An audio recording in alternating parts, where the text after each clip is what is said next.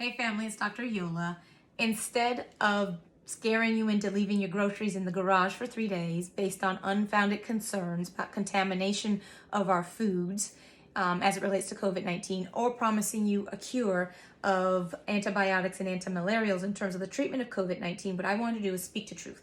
What are some of the things that we can do that we know work in terms of helping us to maintain good health? One of those areas of focus is boosting your immune system. And one of the things that we know for sure is that food is medicine. So what I want to speak to are what are some of the foods, herbs, vitamins, supplements, health habits, all that stuff that's going to help our immune system stay healthy in the midst of this pandemic. So let's start with vitamins. The first vitamin I want to talk about is vitamin B6. Vitamin B6 plays a critical role in the biochemical reaction that the body has to undergo in order to turn the immune system on, to trigger to the immune system that there's a foreign invader, so that everyone else lines up to fight off the foreign invader. The way in which we get vitamin B6 is in a variety of ways.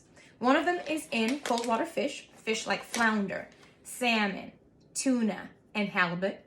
If you're not a big fish fan, you can also get plenty of vitamin B6 in bananas, in our green vegetables, and in our legumes like chickpeas. So there's your B6. Let's talk about the heavy hitter, the one that everybody knows about in terms of immune protection. That is vitamin C. Vitamin C plays several critical roles in terms of helping us to have a strong immune system. The first is in terms of making sure that our bodies can heal. Vitamin C is critical in terms of collagen development. The other key role that vitamin C plays is in antibody development.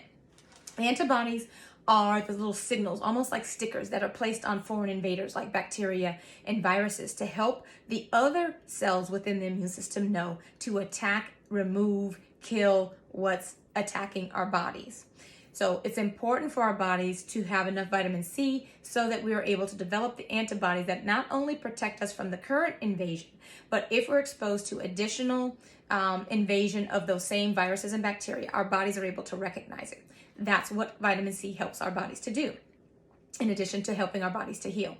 The other critical role that vitamin C plays, and something that people don't talk often about, is vitamin C's role when it comes to our adrenal glands. Our adrenal glands are the organs in our body that respond to stressful situations, such as a significant viral infection. The adrenal glands actually use vitamin C in that stress response. So in order for our bodies to effectively fight off an infection, it's critical that we have sufficient amounts of vitamin C. So let's talk about the traditional vitamin C sources everyone knows about, right? Citrus fruits like oranges, halos. My little one loves these. She'd eat them every day, all day like candy if I let her. Lemons are another classic vitamin C containing fruit. The interesting thing though is that this bad boy right here, kiwi, has more vitamin C in it than a lemon. Who knew, right? The other classics that we usually know about are strawberries, being rich in vitamin C, bell peppers being rich in vitamin C, like look at that beautiful rainbow, and tomatoes. One of the hidden gems in terms of vitamin C are sweet potatoes. Like we usually think about sweet potatoes as it relates to vitamin A, beta carotene, but sweet potatoes are actually pretty rich in vitamin C. And then this beautiful bunch of collard greens. Our green leafy vegetables are very rich in vitamin C. One of the interesting things that we do know, based on research that came out of Wuhan, China, as it relates to vitamin C, is that high-dose IV vitamin C actually showed very promising results in Wuhan, China, in terms of people recovering from the COVID-19 infection. And even before that, several years ago, out of China, there were several studies that demonstrated that those who took oral vitamin C actually had faster recovery from respiratory infections. So that's definitely, there's reason why vitamin C is a heavy hitter when it comes to boosting the immune system. Let's talk about one that does not get as much attention, and that is vitamin D. We usually think about vitamin D as it relates to bone health and heart health, but vitamin D, like vitamin C, plays a critical role in the development of antibodies to help our bodies identify and then fight off bacteria and viruses. One of the other interesting things is there have been several studies that look at people who were vitamin D or vitamin C deficient, and they had increased development of respiratory illnesses and more severe respiratory illnesses. Sources of vitamin D include dairy products like cow-based milk, cheese, and yogurt. But even our non-dairy milks now have vitamin D fortification. You can look at the back of or look on your nutrition label to confirm that the non-dairy milk that you have purchased is vitamin D fortified. Egg yolks are rich in vitamin D. Cold water fish are rich in vitamin D. I love me some albacore tuna. It's one of my favorites. So definitely some awesome sources of vitamin D. All right. And then one of the vitamins that sometimes we don't think about as it relates to immune health is vitamin E. Usually vitamin E, we think about it in terms of skin health. It's a powerful antioxidant though, and serves a strong purpose in terms of our immune system. So not only does vitamin E help in terms of what we call as an antioxidant, so antioxidants help to protect against what we call free radicals. Free radicals are the chemicals inside the body that cause damage to our cells. And one of the things that we do know with COVID-19 infection is that it causes a significant amount of inflammation in our lungs. Vitamin D helps to protect against the damage resulting from inflammation. But not only that, but wait, there's more. Vitamin E also helps in terms of the production of, or in terms of the protection against invading bacteria and viruses. So this is a heavy hitter in the vitamin world that we sometimes underestimate in terms of its role as it relates to immune health. Sources of vitamin E include almonds and other forms of nuts, nut butters, seeds. These are sunflower seeds. I love to layer them on my salad. It's one of the highlights of my salad. And who knew? But wheat germ has high amounts of vitamin E. In terms of minerals, zinc actually plays a critical role in the same way that vitamin E helps to protect against the invasion of bacteria and viruses. So does the mineral zinc. Zinc is powerful not only in terms of protecting against invading bacteria and viruses.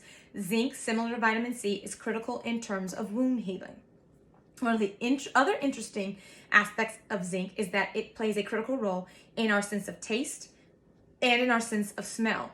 Now, an interesting finding for a lot of patients who are recovering from COVID-19 infections is that they either have diminished or lost taste and smell senses. I would be so interested to see a study where zinc supplementation was used to see whether or not they could recover their senses because of the critical role that we know that zinc plays. In terms of sources of zinc, red meat is a critical source of zinc. Poultry and seafood also provide good amounts of zinc. Almonds provide excellent amounts of zinc. Green leafy veggies also provide a good amount of zinc. Beans are an excellent source.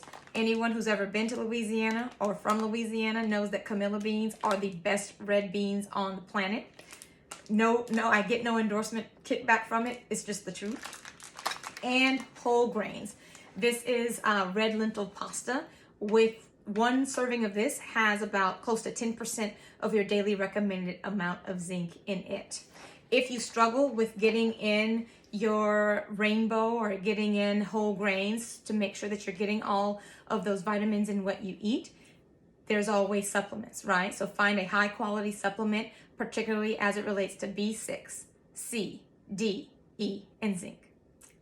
What we have in front of us truly is medicine. We know that food is medicine. And while we're at home, one of the benefits, if there is a light at the end of this tunnel, one of the benefits is being able to spend some quality time at home, really getting in the kitchen and being able to provide the family with the food that we need in order to protect ourselves. I have not mentioned daily recommended amounts in terms of these vitamins because it really depends on your age, your gender, and your pregnancy state. So what I will do is post up some charts to give you guys a general recommendation in terms of dosing. What I will say though, for some folks, because I know a lot of folks are really into doing some high dose vitamin C, keep in mind that high dose vitamin C can upset your stomach. One of the atypical symptoms that we're seeing with COVID-19 is diarrhea. And the last thing I want you to do is take high doses of vitamin C and end up developing diarrhea and thinking that you have a COVID-19 infection.